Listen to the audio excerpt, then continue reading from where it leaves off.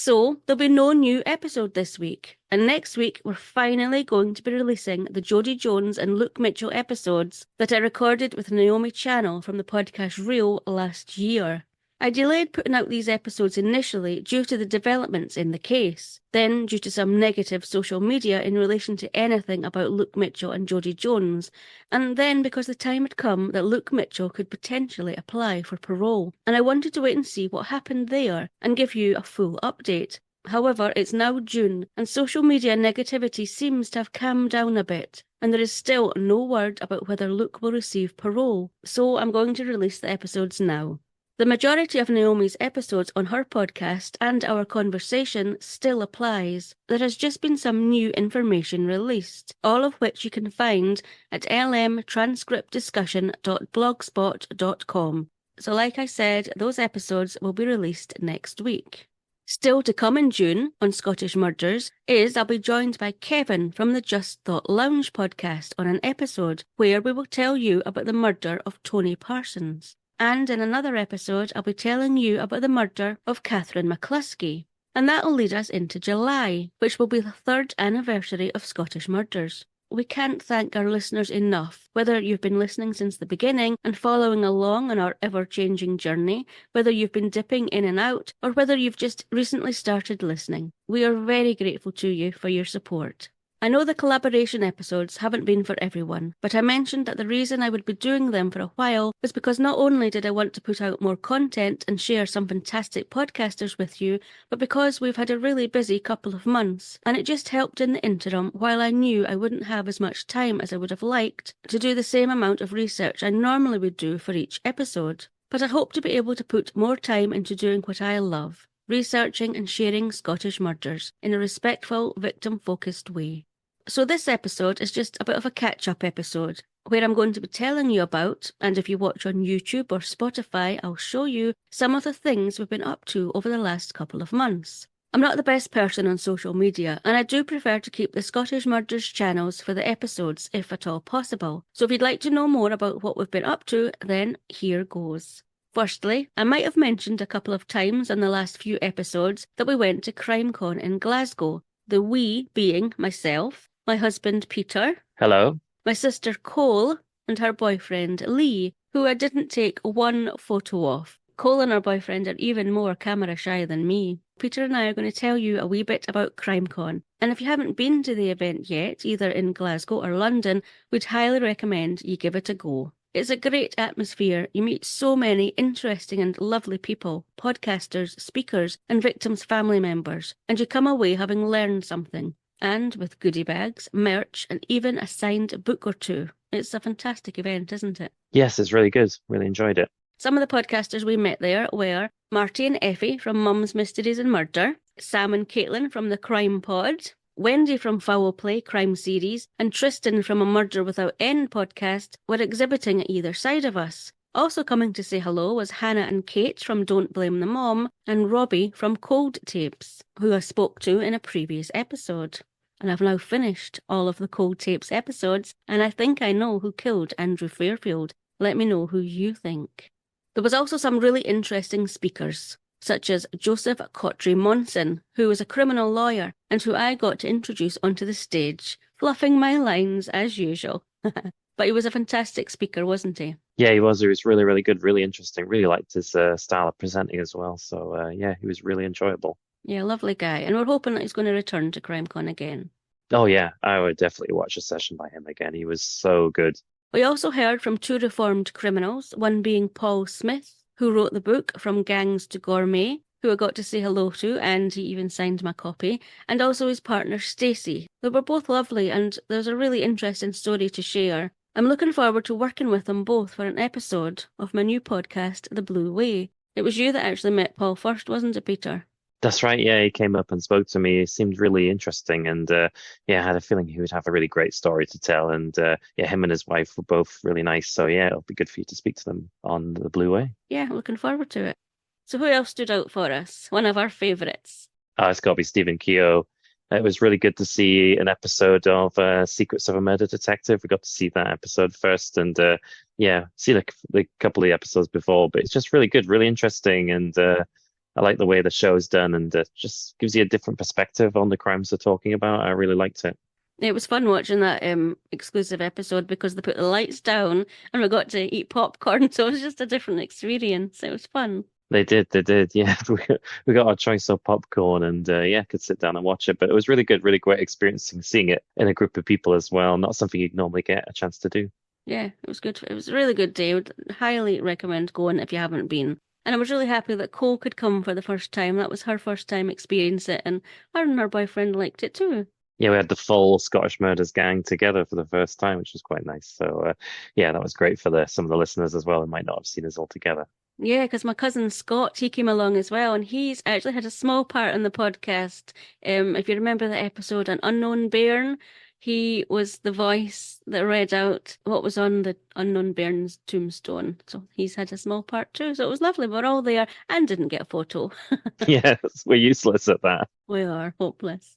So that was just a wee flavour of CrimCon, but like I said, I highly recommend going and experiencing it yourself. There's so much, such as the CSI experience. We didn't get to do that, did we? No, we always seem to be too busy for that. But there's just so much to experience. I mean, that must be fun when you get to do it. You can see the bits outside that was ready for it to go. But yeah, it's just one of those kind of days that you'll get something out of it. You'll enjoy the experience of being there. So while we were getting ready for CrimCon, because we just like to pile on the pressure, we were also setting up our new business and getting ready to launch it at the podcast show on the 22nd and 23rd of May. So firstly, our new business is called Cluranton, which is 2 words from Gaelic, and it's thistle wave. And you've probably heard at the end of each episode of Scottish Murders and Scottish Digest, my gran saying, Scottish Murders is a production of Cluranton. So that's where it comes from. So Peter, tell people about our business and why we set it up and what it's all about. Yeah, so if you're listening to this podcast, you're obviously interested in podcasting. So what we do is get people like yourselves who want to start their own podcast potentially and help you through the process of doing that. So we'll get you all the way through from idea, if you're not even sure what to talk about, all the way through to getting your podcast out there. So that's what we aim to be, a bridge to podcasting for those of you who aren't already podcasting. If you already are a podcaster, that's great, like ourselves. But we can give you that extra helping hand. Maybe you need a bit of editing. Maybe you're ready for a studio. Who knows? We can basically put you in touch with a small business or a freelancer who offers those kind of services. They can just take that off you so you can spend more time maybe on the podcast itself, writing episodes or recording or whatever you want to do, and leave the rest to someone else who can take care of that for you.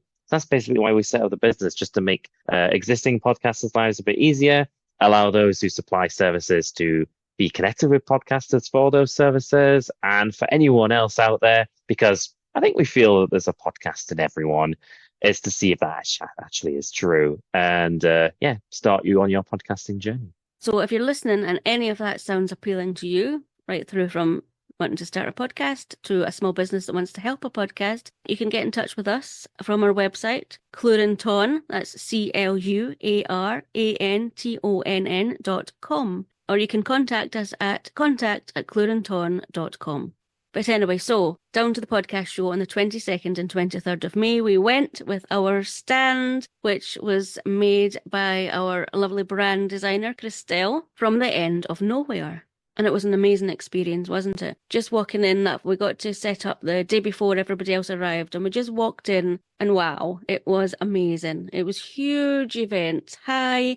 There was balconies all round. There was banners as far as I can see. It was a massive, massive space, wasn't it? Yeah, it was. I mean, we were setting up before the actual visitors were there, and it was amazing to just see all these people working away on their stands and getting people in to do it. And then there was us two doing it ourselves, which was quite funny. So we managed to put the stand up and not have an argument doing it, which was quite nice. Well, we didn't have an argument, but we were getting a bit afraid. Yeah, we realized the advantage is to get someone in to do it for you, because so many were doing that. But everyone was so friendly and helpful. The staff were amazing, really, really helpful. And we got the stand set up. It took a little bit longer than we thought, but we had plenty of time. We made sure we got there early. So even if it took us all day, we would have managed. So it was fine. No, it was good. And it was a lovely experience. We got to watch Spotify's host. I mean, you call it a stand, but it was a a shop by the time they'd finished. It was massive. We got it to watch it be built up from nothing all the way up to this massive structure. And it was really fascinating. We enjoyed ourselves. Yeah, it was great just seeing these massive stands just be built up over the period of time. It was like we had ours, which was like a shell scheme, and seeing these bigger ones in the middle being painted and stenciled and putting the finishing touches on later on. It was just amazing to see this whole thing, and you just think when you don't know when you go at these shows what goes on behind the scenes, but there's so much going on, you wouldn't know it. It's amazing. And because it was our first time and all this was going on, and then there was little old us with our little, banners that were stuck to the wall, we were feeling a little bit intimidated, a wee bit unsure of ourselves. And then Tim, the lovely health and safety guy, he came along. He was amazing. He made us feel so welcome and comfortable, and it just gave us that little bit of confidence that, we did deserve to be there. Yeah, he was amazing. I think we just needed that bit of a boost. It was very intimidating to see all these brands that you know about, like Spotify, BBC, Shure, and others. And you just think there's us, just starting out that week, and it was very, very intimidating. So he kind of gave us that extra bit of help and just that extra bit of confidence I think we needed, and it was perfect. We felt really good after he'd spoken to us. We were like, yeah, we can do this. But it also helped give us confidence to have a few people drop by that we knew, didn't it? There was Naomi from the podcast Real. There was Dee from Switchblade Sisters, who we met at CrimeCon a couple of years ago now. There was Nancy from CrimeCon. She came to say hello. And David, who helps to organise all the backgrounds behind CrimeCon as well. There was Stephen Keel. He came along and he was really lovely too. Christelle, our brand designer, she came along. Patsy and Darcy from Pod of Terror, who are the newest British podcasters to join the Darkcast network. They came along to say hello. There was Mary from Spreaker, who I was going to be speaking with on stage the following day, which I was really nervous about. Fran from the Tremula network came to say hello. And there was Takudswa, who's also part of the Tremula network. Some of them we met for the first time and some of them we'd known for a while. But it was really nice, wasn't it? Just having that extra support. Yeah, it was great to see friendly faces. And some of them I hadn't met myself. It was just people that Dawn knew. But it was really, really nice to just have people there to support us. It really helped put us more at ease as well, because we had so many visitors. So it was great to see a few that we already knew.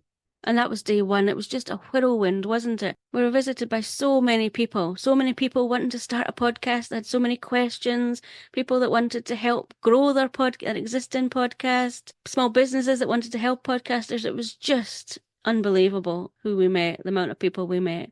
Yeah, it was. I think we were just very approachable. We just seemed to be a friendly face that people were happy to speak to. I quite liked that. That was our whole idea, was to be not intimidating, and I think that worked quite well. It's like that's what people want. They just want someone like themselves who they can talk to and say, how do I do this? What do I do? What do I need to do? But day two was a little bit marred for me because that was the day I was going to have to speak on the massive Spreaker stage. It was the Creator Village, it was called, and it was the first thing you saw when you walked in the main doors, wasn't it? It was this whole big space, a stage, and all these chairs and benches and loungy area. I was worried because I'd never done anything like it before, but actually on the stage it was actually okay. Although I do look like I've sitting with my foot broken. I don't know why I was in that position, but it was okay. Once I calmed down and I stopped panicking, it was actually really good. I enjoyed myself. Yeah, you could tell when she was up on stage, she was absolutely amazing. I mean, you would never know.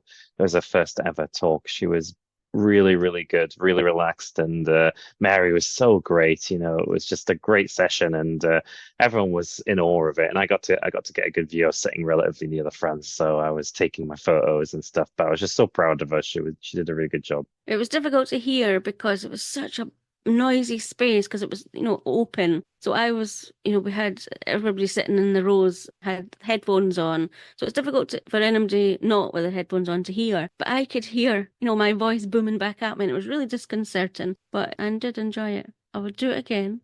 No, you were amazing, and it sounded fine for us. So I had the headphones on, like Dawn said, and yeah, she sounded super clear, like you were hearing her on the podcast.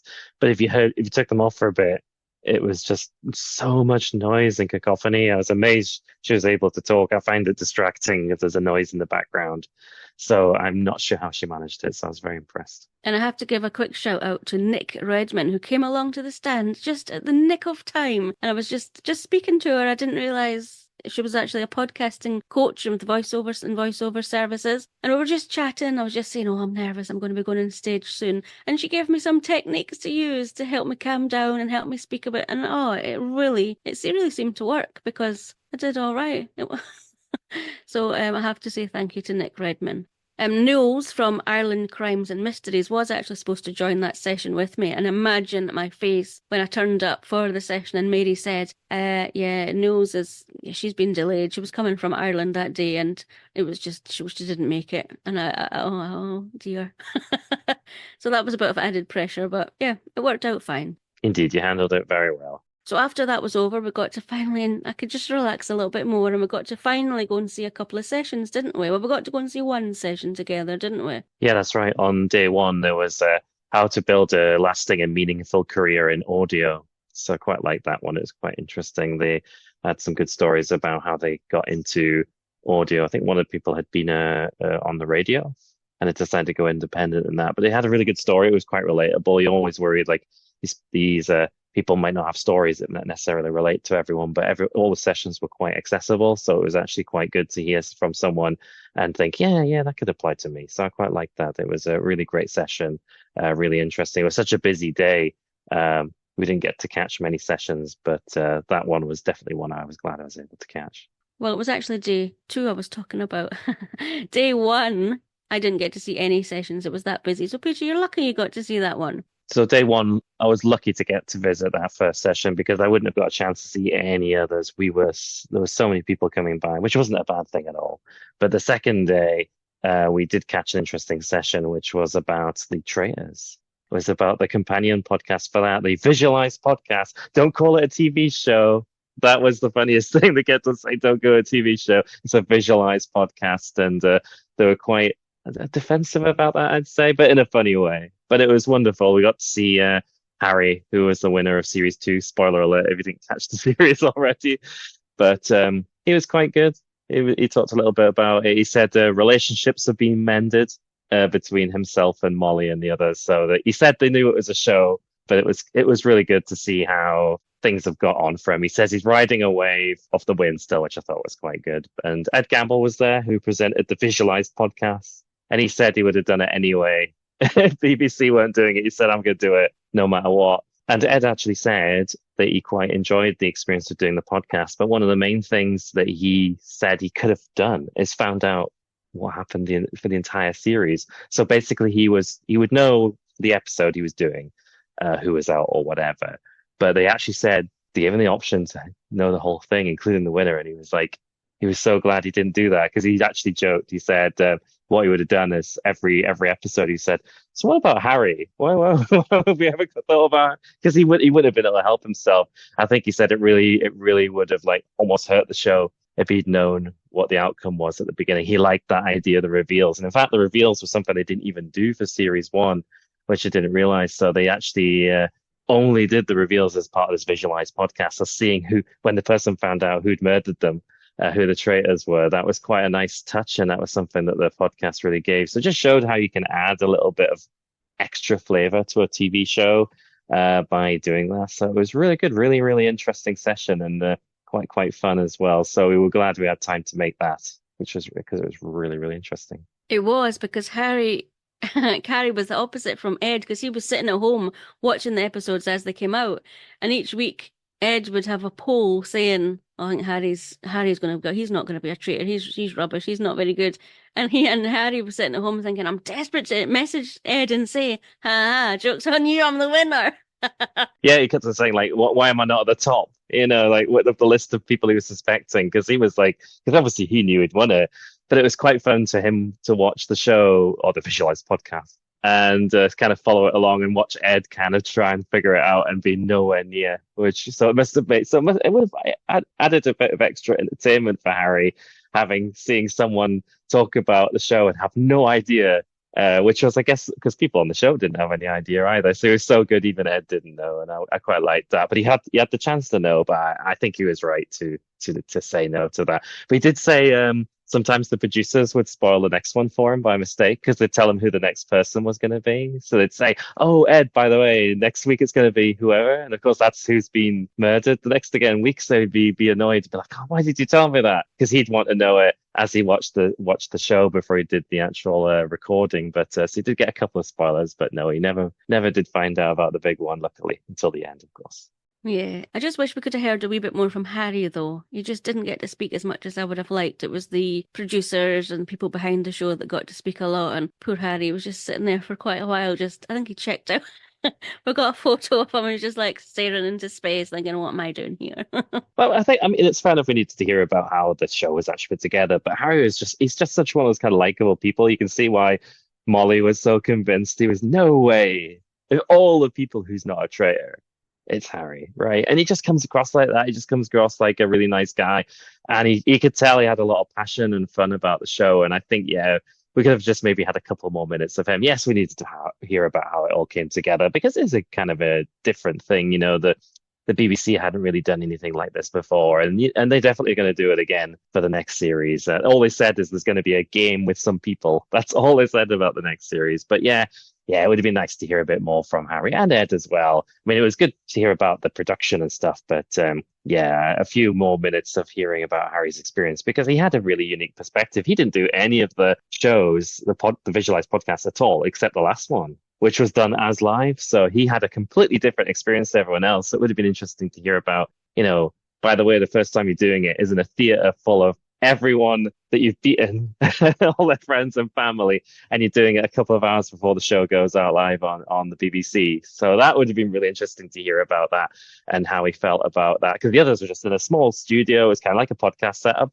not much bigger than the setup we have here. And he had to do it in a big theater, so it would have been. He just didn't get the chance to tell us that, but no, he was very, very interesting, and he sort of really enjoyed the experience, and it would have been nice to hear a bit more about him. But we heard a lot about how it all came together. So as you can tell, we really did enjoy The Traitors this year. So much so that when The Traitors UK finished, we started watching The Traitors Australia, didn't we? Oh yeah, absolutely. We were bitten by the Traitors bug. We were like, quick, is there another series? And we'd seen there was the Traitors Australia, so we decided to check that out. And one person really caught my eye when we were watching that, which was Keith Banks. He was an Australian undercover cop, which obviously he was keeping quiet. But I found it really fascinating to watch, and I wanted to know more about his career in the Australian police. So I contacted him, and I've been lucky enough to speak to him for my new podcast, The Blue Way, which, if I haven't said before, is a podcast where I'll speak to former, and if I can, current police officers from around the world to find out not only about their career in the police, but about them, what they were like growing up, what made them join the police, the fascinating careers they had in the police, and the equally as interesting things that they've been doing since retiring from the police. So I'm coming from a background of never having been involved with the police in any capacity. I've no family members or friends that have been in the police, and I really only know about the police and their roles from research and episodes for Scottish Murders, where sometimes the detectives do a great job and other times they do a not so great job. And I just found it fascinating, and I really just wanted to know more about the different roles police officers can have and the different backgrounds that people in the police come from. I'm also going to be talking to family members of police officers to find out what life was like living with a police officer. I'm also going to be talking to people who have had dealings with the police, such as Paul Smith, who had been arrested by the police and sent to prison numerous times as a youngster, what his life was like and what his dealings with the police was like, and what it was like for his partner Stacey, what it was like for her being with someone who had a past in and out of prison and a past of violence. We'll also hear from criminal lawyers to find out why they do what they do, why they feel it's important, and what their dealings with the police and criminals are like. We'll hear about officers who have been killed or injured in the line of duty, as well as those who have killed in the line of duty, and hear about officers who have committed crimes themselves. You can listen to The Blue Way wherever you get your podcasts, although it is a visual podcast, so if you can, watch on YouTube or Spotify. So after the podcast show was finished, we got a day down in London just to decompress, didn't we? So we decided to go and visit the Frameless exhibition, didn't we? Just for a bit of a chill out. Yeah, so the Frameless exhibition was absolutely fantastic. It was basically an immersive art experience where you're effectively inside a painting that's moving.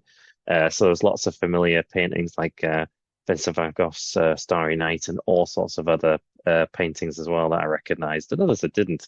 It was just amazing to be fully surrounded 360 degrees by these amazing experiences with music as well and movement and animation and some bits which were interactive as well, like leaves and other such things. It was absolutely incredible. It was exactly what we needed after the podcast show. Yeah, it was. And it was me that found it, wasn't it? Because somebody had posted on social media this picture of the boat and a rocky sea, a really rocky sea, and this picture of the boat just coming at you and the waves coming at you. And I loved that experience. That was my favourite one. We've put a few up that we took, and it was on, because it was on the floor, it was on the walls, it was on the ceiling, it was everywhere. It was just very immersive, like Peter said. And there was like lava coming along our feet. And we walked in at one stage when the lava was coming towards us, didn't we, on the floor? And it's just really disconcerting to like get off the floor and get onto the glass bit or the mirrored bits where you can, it felt a bit, ooh. Yeah, it was like being inside a painting, basically. That's the best way I can put it. If you could go inside a painting, that's exactly what it was like. Never seen anything like it, and it was exactly the kind of thing that that was ideal from the experience of the podcast show. The podcast show was absolutely amazing, but Frameless was just that way to kind of take your mind and put it somewhere else, and it was really fantastic. It was just an amazing experience. You know, if you're in London, it's definitely worth checking out. It's at Marble Arch, so it was really, really good, really well worth going to, especially if it's raining as well, because it's inside.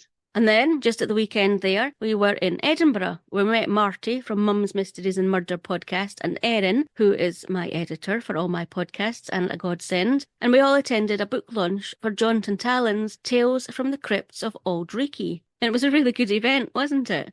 Yeah, it was. It was really, really good, really interesting. We had some readings from the book and some songs being sung as well, and it was just absolutely mesmerizing. It was this pub in Edinburgh, not too far from the station, the Waverley Bar, and it was just fantastic to be in that kind of experience and just see that for ourselves and about the book and stuff. It was a really different kind of way of talking about a book, but perfect for the subject matter. So yeah, it was really, really interesting. And we got a signed copy as well. And so John Tantalon, he actually does tours, ghost tours around Edinburgh. You can find him on Instagram at north_Edinburgh_nightmares. And I'm hoping to have him on Scottish Digest to tell us a bit more about that. So speaking of Scottish Digest, if you're planning a visit to Scotland this year or in the future, or just fancy knowing a wee bit more, the first episode of season 2 is now available. And actually, we speak to Marty from Mum's Mysteries and Murder, and she tells us about her favourite places and areas in Scotland, which is Ely and Ferry in Fife, where she frequently visits with her husband and son. I really enjoyed speaking to Marty. She's quite a character, isn't she? Yeah, she is so much fun. We've spoken to her at CrimeCon and the book launch as well. So yeah, always good to catch up with her. So if you fancy knowing a wee bit more about Ely and Ferry, or just what you can do around the area, go and check it out now. And I think that's about it. You're all caught up. But before I end, as any existing independent podcaster will know, discoverability is such a hard thing. And so I'm going to give a wee shout out to some of the independent podcasters that came to say hello at the podcast show. Just in case you're looking for a podcast to check out in a different genre to true crime, such as the A-Level Biologist podcast, Healing Place by Meta Mystery, Dirty Sink Drama with Jackie, The Chat In, and we met Kirk and Mark at the podcast show, BTS Creative Academy, World Economic Forum with Robin, Creative Switch with Nikki, Scotland's Women with Kirsten, Don't Tell Mom with the Bankses, Sexomic Podcast with Heidi, Tis Talk with Mary Myers, which is a community podcast about Tisbury in Wiltshire, and Sound Fiction with Sean Flynn, who has an incredible voice. And finally, just one last thing. While we can't thank you enough for continuing to listen, we could always do with the odd rating and review. So if you have a spare couple of minutes, please go and make our day. And remember, you can always contact us at contact@scottishmurders.com.